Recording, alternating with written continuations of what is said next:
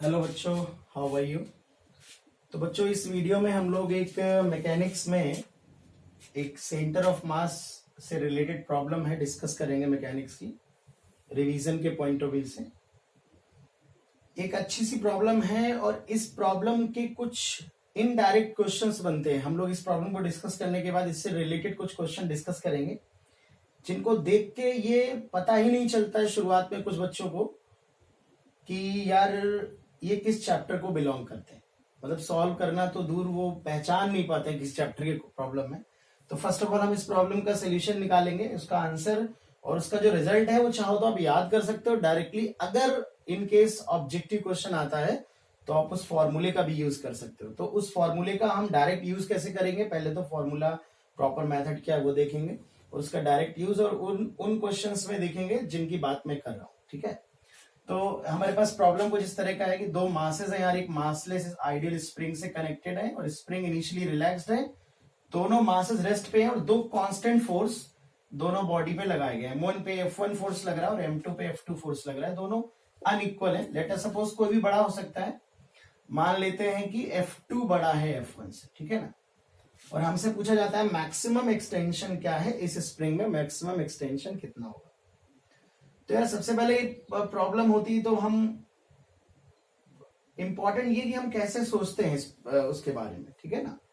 तो सबसे पहले हम देखेंगे यार क्या अप्लाई कर सकते हैं। मैक्सिमम एक्सटेंशन की बात हो, जब भी यार कांस्टेंट फोर्स है, स्प्रिंग है, मासेस है, तो कहीं ना कहीं आपके दिमाग में आता है कि यार ये स्प्रिंग की जो एक्सटेंशन है वो स्टीडी नहीं होगा, वो एक ऑसिलेशन टाइप होगा और एक्सटेंशन चेंज होता रहेगा। तो यहां से जब भी ऐसा क्वेश्चन आए तो आप यार न्यूटन्स लॉ का ख्याल तो दिमाग से निकाल देना कि आप न्यूटन्स लॉ की इक्वेशन लिख के आप मैक्सिमम एक्सटेंशन निकालोगे। ठीक है, उससे बहुत लेंदी पड़ेगा, अगर कर भी लोगे आप बहुत मैथमेटिकली मुश्किल हो जाएगा। तो फिर आते हैं हम लोग कंजर्वेशन ऑफ एनर्जी, मोमेंटम, उसकी तरफ बढ़ते हैं मैकेनिक्स में। तो अगर हम देखें तो यहाँ पर दो फोर्सेस हैं, दो एक्सटर्नल। अगर हम M1 M2 और स्प्रिंग को सेटअप माने, सिस्टम माने, तो ये दो एक्सटर्नल एजेंट कह सकते हैं। और जब अगर सिस्टम पे एक्सटर्नल एजेंट है, ये दोनों वर्क डन कर रहे होंगे, वर्क डन कर रहे हैं मतलब ये एनर्जी सप्लाई कर रहे हैं सिस्टम पे, तो हम मैकेनिकल एनर्जी भी कंजर्व नहीं कर सकते। ठीक है ना, दो एक्सटर्नल एजेंट है बच्चों जो एनर्जी दे रहे हैं, तो we can not conserve the energy. Mechanical energy, potential energy plus kinetic energy change हो रही होगी due to work done by these two forces. F1 F2 equal नहीं है तो कैंसिल आउट भी नहीं होंगे, तो पूरे सिस्टम पे नेट फोर्स भी जीरो नहीं है, तो मोमेंटम कंजर्व भी नहीं कर सकते। तो कहीं ना कहीं हमारे रास्ते ब्लॉक होते हुए नजर आ रहे हैं। तो एक स्पेसिफिक प्रॉब्लम है बच्चों। तो ऐसे क्वेश्चन में जनरली हम लोग सेंटर ऑफ मास के फ्रेम में जाके सॉल्व करते हैं। ग्राउंड के फ्रेम से ना हम मैकेनिकल एनर्जी कंजर्व कर पा रहे हैं, ना हम मोमेंटम कंजर्व कर पा रहे हैं। तो अगर ग्राउंड के फ्रेम में हम जबरदस्ती सॉल्व करने जाएंगे तो मैथमेटिकली हो सकता है सॉल्व हो जाए, बट बहुत लेंथी जाएगा। तो इस क्वेश्चन को बच्चों हम लोग सेंटर ऑफ मास के फ्रेम में सॉल्व करेंगे। सेंटर ऑफ मास के फ्रेम में जाके हम प्रॉब्लम को सॉल्व करेंगे। तो सबसे पहले दो तीन बातें आप जान लो। सेंटर ऑफ मास के फ्रेम में हमेशा सिस्टम पे नेट एक्सटर्नल फोर्स, अगर सेंटर ऑफ मास के रिलेटिव में तुम चले जाओगे तो डेफिनेटली सेंटर ऑफ मास पे बैठ जाओगे। तो सेंटर ऑफ मास के रिलेटिव में जाओगे तो जो भी ऑब्जर्वर सेंटर ऑफ मास पे होगा, खुद उसे सेंटर ऑफ मास कैसा नजर आएगा, रेस्ट पे। यानी with respect to centre of mass, centre of mass के रिस्पेक्ट में सेंटर ऑफ मास का एक्सेलरेशन जीरो होगा, सेंटर ऑफ मास की वेलोसिटी जीरो होगी और सेंटर ऑफ मास का डिस्प्लेसमेंट जीरो होगा, क्योंकि सेंटर ऑफ मास रेस्ट पे ही, उसी के रिस्पेक्ट में बात हो रही है बच्चों। अब सिस्टम पे जो नेट एक्सटर्नल फोर्स होता है वो होता है, अगर आप याद करें किसी सिस्टम के लिए जब हम न्यूटन्स लॉ लिखते थे, पार्टिकल के लिए तो F इक्वल टू ma लिख लेते थे, बट किसी बॉडी के लिए या many body system, many particle system के लिए total mass into acceleration of centre of मास लिखते थे। बट सेंटर ऑफ मास के फ्रेम में एक्सेलरेशन जीरो होगा, इसलिए नेट एक्सटर्नल फोर्स हमेशा जीरो हो जाता है। तो सेंटर ऑफ मास के फ्रेम में नेट एक्सटर्नल फोर्स हमेशा zero. You can always conserve the momentum, हमेशा मोमेंटम कंजर्व कर सकते हो बच्चों, ठीक है ना। टोटल मोमेंटम क्या है जरा देख लेते हैं। टोटल मोमेंटम होता है total mass into velocity of centre of मास। तो सेंटर ऑफ मास के रिस्पेक्ट में सेंटर ऑफ मास का जो वेलोसिटी होगा जीरो होगा, ठीक है ना। तो टोटल मोमेंटम भी ऑलवेज जीरो होगा। तो ये ध्यान में रखना हमेशा बात कि जो टोटल नेट फोर्स होगा सेंटर ऑफ मास के फ्रेम में वो हमेशा जीरो होगा, नेट मोमेंटम हमेशा जीरो होगा। तो ऐसे मैं कह सकता हूं कि अगर दो बॉडी का सिस्टम है, तो एक बॉडी का मोमेंटम जितना भी होगा सेंटर ऑफ मास के रिलेटिव में, उसका अपोजिट मोमेंटम दूसरी बॉडी का होगा। हालांकि इस प्रॉब्लम में बच्चों हम इसकी यूज नहीं करने वाले हैं, बट हम लोग इसको अदर प्रॉब्लम्स में यूज कर सकते हैं।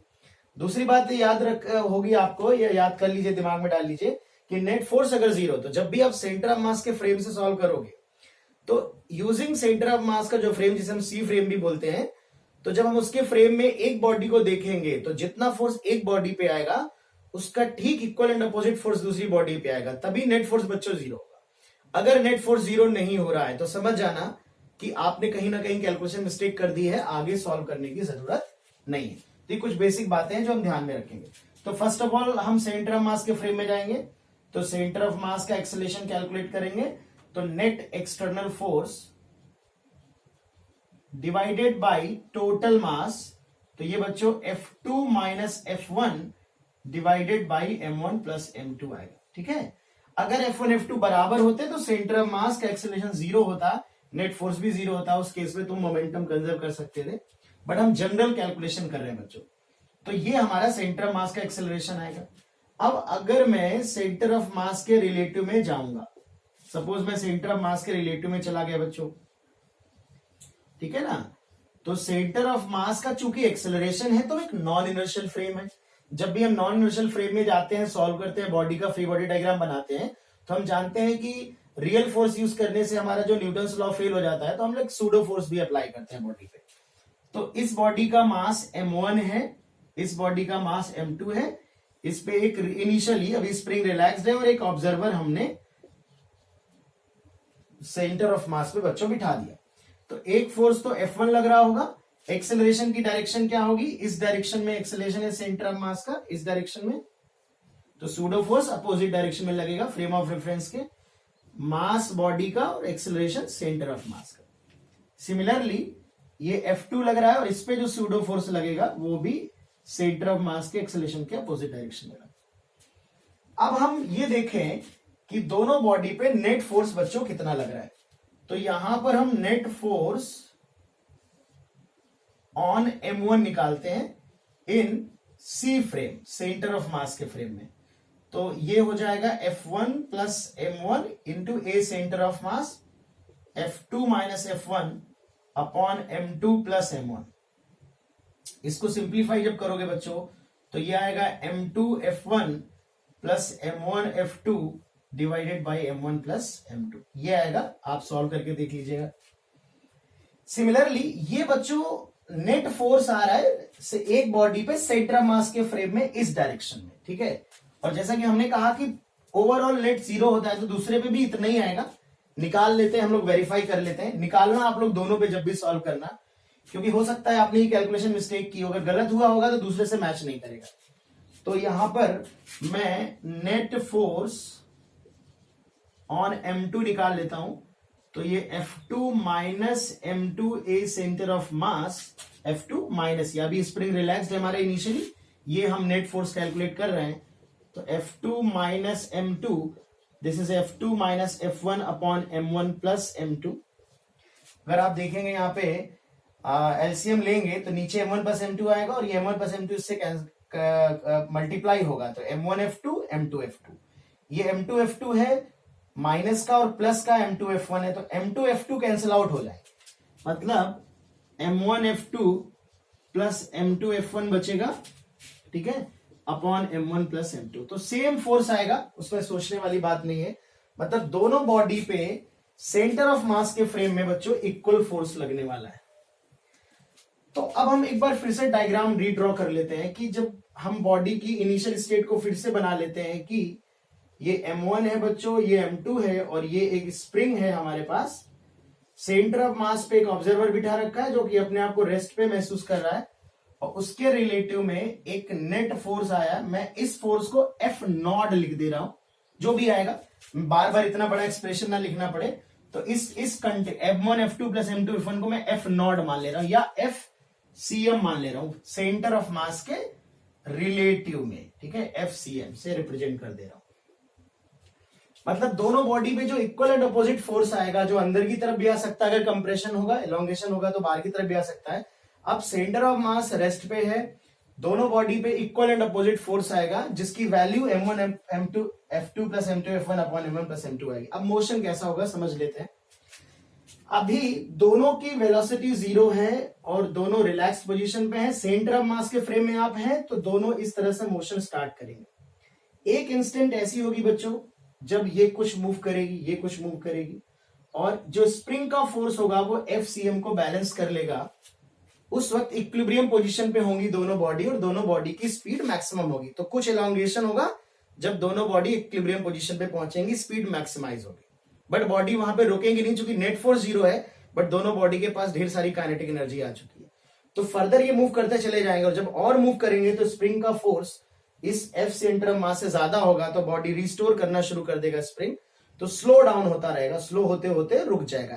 एट द सेम टाइम दोनों बॉडी बच्चे रुकेंगे एट द सेम टाइम, ठीक है ना। तो पहले रिलैक्स पोजीशन होगी, फिर कुछ एलोंगेशन होगा, स्पीड मैक्सिमम होगी, फिर फर्दर एलोंगेशन होगा, दोनों बॉडी रुक जाएंगे। क्योंकि एक बॉडी रुक गई और दूसरी बॉडी नहीं रुकी तो मोमेंटम जीरो नहीं होगा, ठीक है ना। मोमेंटम जीरो रहना चाहिए सेंटर ऑफ मास के फ्रेम में। तो ये भी एग्जांपल जो है वो टू बॉडी ऑसिलेशन, एक सिंपल हार्मोनिक मोशन का है, जहां पर दोनों बॉडी की वेलोसिटी जीरो है, दोनों बॉडी अपनी एक एक्सट्रीम पोजीशन से शुरू कर रहे हैं, फिर ये दोनों मीन पोजीशन पे पहुंच रही है, फिर एक्सट्रीम पोजीशन पे पहुंच रही है, ठीक है ना। तो जो एक्सट्रीम से एक्सट्रीम ये जा रही है, एक्सट्रीम से एक्सट्रीम ये जा रही है, इसका आप कह सकते हो लेफ्ट एक्सट्रीम से राइट एक्सट्रीम गई है, और ये राइट एक्सट्रीम से लेफ्ट एक्सट्रीम गई है, ठीक है। फेस डिफरेंस अभी भी दोनों के बीच में पाई का होगा, ठीक है। ये छोटी छोटी बातें मैं एक्स्ट्रा बताता चल रहा हूं आपको इसमें।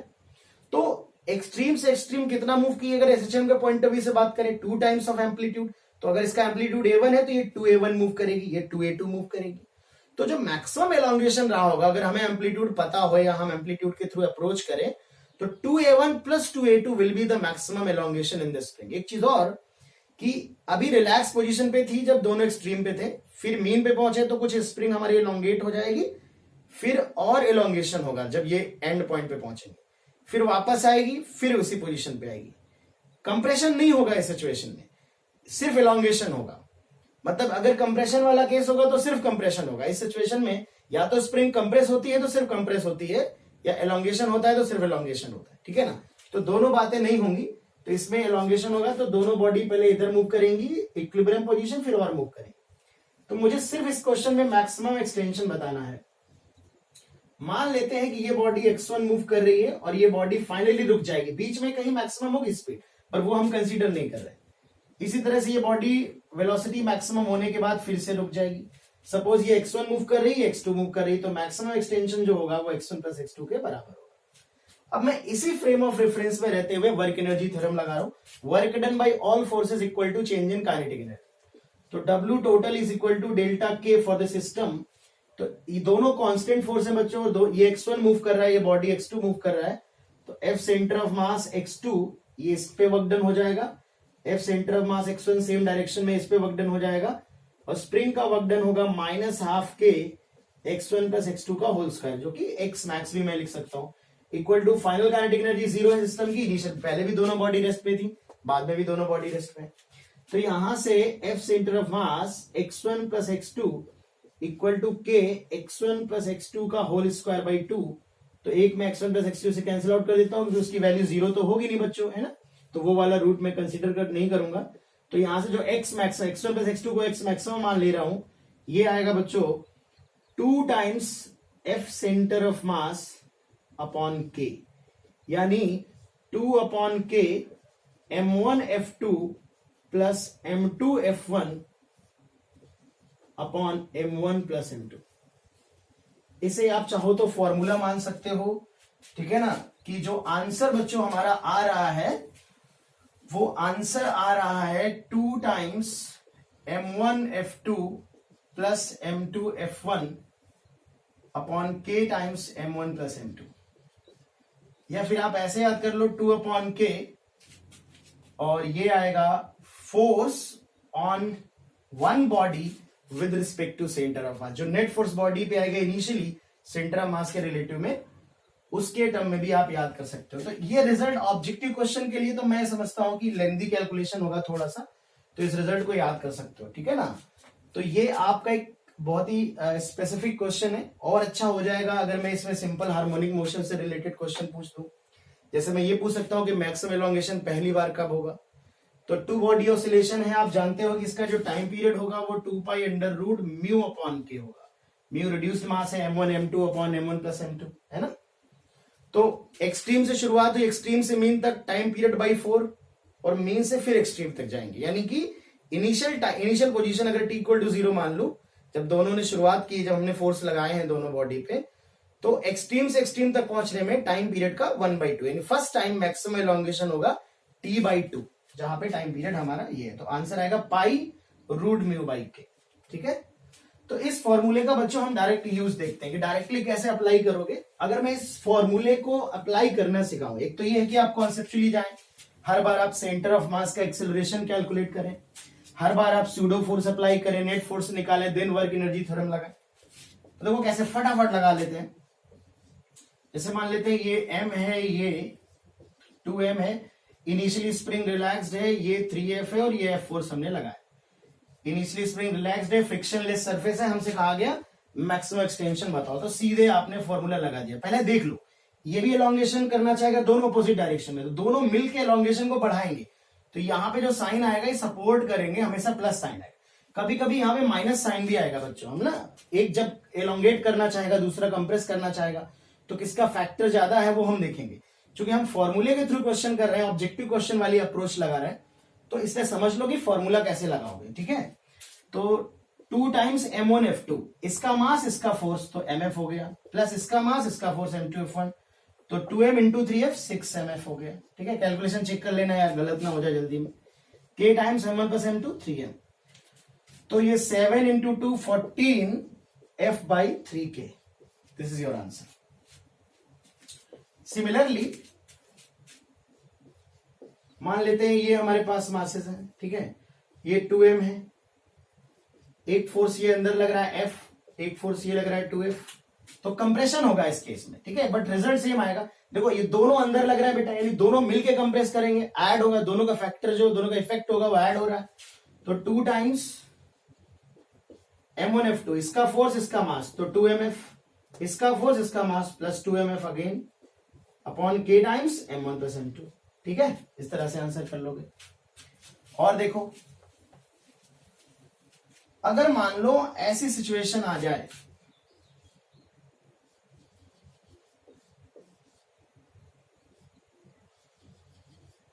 ये k है, ये 2k है, ये 3m है, ये m है, ये हमने 3f फोर्स लगाया है और ये 2f फोर्स लगाया है।